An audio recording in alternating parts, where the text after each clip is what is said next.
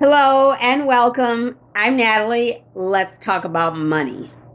So, today we're diving into one of the biggest decisions in life, and that is when should you actually retire? I talk about money here, I talk about retirement here, I talk about financial issues here. So, how do you know if you have enough to retire comfortably and the way you want to? Whether you're dreaming of travel or more family time or just relaxation and slowing down, this is a conversation you won't want to miss because we're talking about all this right now. So let's go ahead and get started. So, most people know that are coming of the age of wanting to or thinking about retirement. Most people know it's not just about reaching a certain age. It's not about when you hit 62 or when you hit 67 or when you hit 72 or whatever it is. It's about actually being ready and financially, emotionally, and even physically ready. Because if you're not ready in any of those stages, retirement can be impossible or it could be necessary when you don't even want it to be there. So, of course, there's all the TikToks about how people are retiring at 30 and 40 and 50 and all the things, ready to explore new adventures and start new businesses. And oh my goodness, it's so great. Listen, others, like myself, feel happiest working, late into their life. Now, I'm not going to work until I'm 70. Some people want to work until they're 70 or even beyond. If you have a position in your life where you're so happy that you just don't want to give up, then have at it. Work for as long as you want. I'm good at 62. I've set a date. I'm good. So you have to come up with that date for yourself.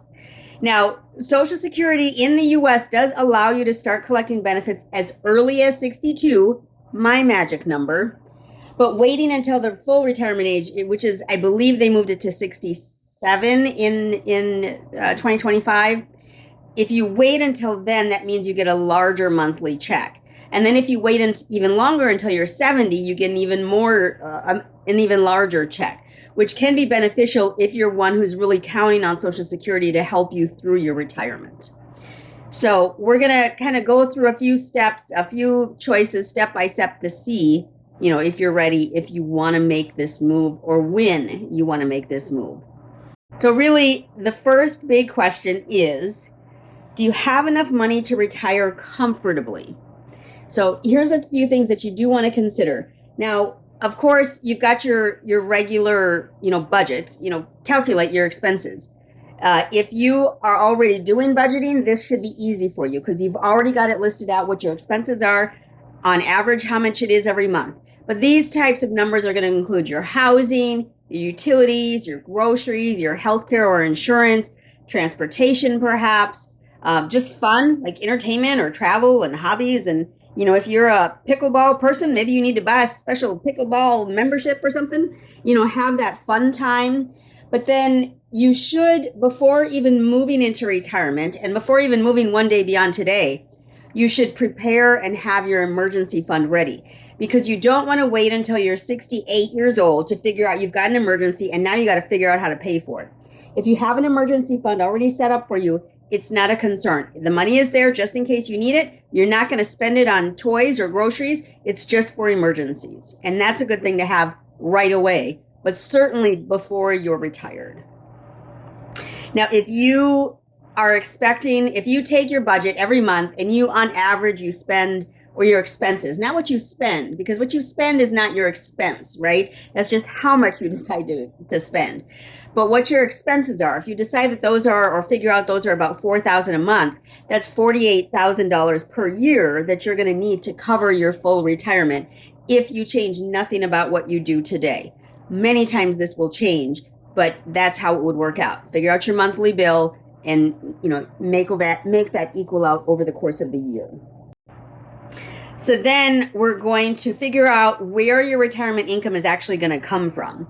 So Social Security, we'll have to assume most people are probably going to start on Social Security at least by the time retirement of 67. Some, like me, may take it right away at 62. And, everyone is different, though. It's totally up to your situation and how you've set yourself up for this. So if you have millions of dollars in your investment accounts, you maybe don't need Social Security until 70, and then you'll get a bigger check anyway. If you don't have millions of dollars saved for you, or waiting for you, perhaps you need to cash into your Social Security as soon as possible. So there's also the option of personal savings. So if you have those IRAs or the Roth IRAs or the ETFs or the index funds, whatever it is that you have, be sure that you speak with your financial advisor about setting those up so that you can start withdrawals when it's time. So if you, for example, as mentioned earlier, if you make or if you require $4,000 per month in order to live your regular, comfortable life without scrimping and saving, and Social Security will say pays you $2,000 a month. Okay, we're just assuming. That means you'll need obviously another $2,000 from your other accounts to make up for that gap in the 2,000 versus 4,000. So that means 2,000 would need to come out of your investment accounts or your retirement accounts or your 401k or whatever you have set up. So prepare and think of that now so that you're not scrambling at the last few moments before retiring. You would hate, 4 months before retiring thinking, oh, I don't have any money to live on. I have to continue working until I'm 82. We don't want to do that. Prepare yourself now so that you're ready in the future. So a popular rule of thumb is the 4% rule. We've all heard of it. It's been around since, I think, I don't know, when did he start? At the 70s, I think, maybe even sooner. And it just suggests that you can withdraw 4% of your retirement savings each year without running out of money for at least 30 years in your retirement. So if you do the 4% rule, in theory, you'll have enough money to last you for 30 years.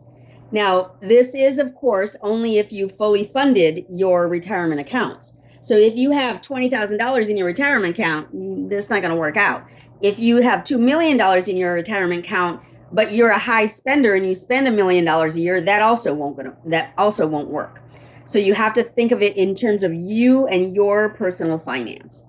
So if you needed an extra, for example, $2,000 a month, which would be $24,000 a year, if you were to divide that by 4%, which is 0.04, that means you should have at least $30,000 saved in order to fund this 4% withdrawal every year to last you 30 years. Okay? So take whatever amount you need per year, divide that by 4%, and that should give you the amount that you need to have in your account in order to make it through your retirement, if you're using the 4% rule. It's kind of just a standard rule. You could do less, you could do more. I believe Dave Ramsey maybe is saying 5%, maybe is a little bit more realistic for people. I don't know. I'm not retired. I'm going to aim for the 4% rule and then do what I need to do, to make sure that I have extra to make it through life, basically. And then also consider, today it's 2025. When you retire, you may retire in 10, 20, 30 years, but think about the healthcare that we're going to have at that time. People are going to be living long, most likely. Prices are going to continue rising, almost 100% guaranteed. So just make sure that your calculations factor in that at least 30 years worth of changes and worth of retirement, and consider that your expenses, of course, are going to increase over time. I think that's a very safe assumption that your expenses are going to increase over time.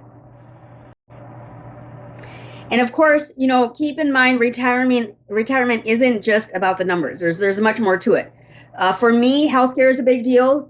Medicare starts at 65. Medicare isn't gonna suffice for me. I need more than just that. But Medicare starts at 65. But what if you retire early, or what if Medicare doesn't cover enough of what you need? So how are you going to cover that insurance if needed? And then debt. Lord, help me. Please tell me you're not in debt when you retire. Please tell me that. You may still have a home, but the ideal is to get rid of that home payment, get rid of that mortgage before you retire. When you retire, you don't want to struggle and you don't want to be concerned about paying the mortgage and paying this debt and paying that debt and paying for your car that you don't drive because you're too old to drive anyway. Get rid of that debt. All right, get rid of that debt. Paying off debt before you can retire can give you lots of freedom and also more money to do something with. Maybe you do want to travel, so maybe you don't need a full $4,000 every month to spend. Maybe $1,000 of that is just discretionary, just fun. Maybe some of that is just fun, and you can go travel, or you can go, over an overnight trip down in the I don't know where, some great campsite or something. I don't know. Your lifestyle goals will help to impact your budget. Of course, if you spend more money, of course, you're going to need to save more. That's just the way it works. If you spend more, you need to have more. That's just bottom line. That's how numbers work. And then your family as well. So, do you have children that you're going to have to support? Do you have children that will support you? Do you have a spouse or a significant other that's going to support you or that you need to support? These are all numbers or considerations as you're planning for your retirement. Have this in mind so that you're ready and not surprised. So, if you, for example, want to travel the world, I'm not a big traveler, but once a year I want to go somewhere and have some fun. But if you are a world traveler, you want to travel the world for a month at a time, maybe that would add an extra $10,000 a year to your budget. And so now you have to adjust your budget in order to fit that in or to create space for that in your budget.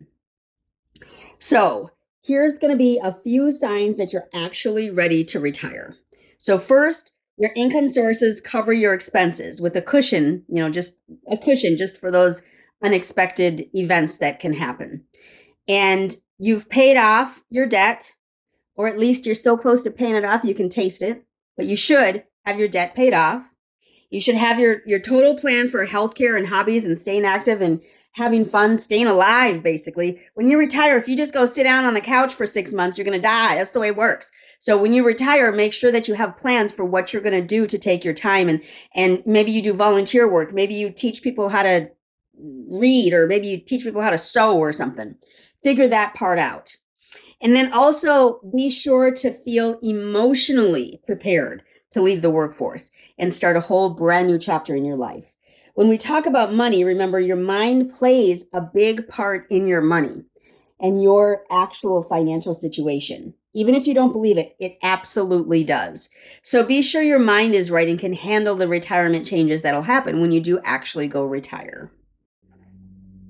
So basically, when should you retire? Well, realistically, only you can decide.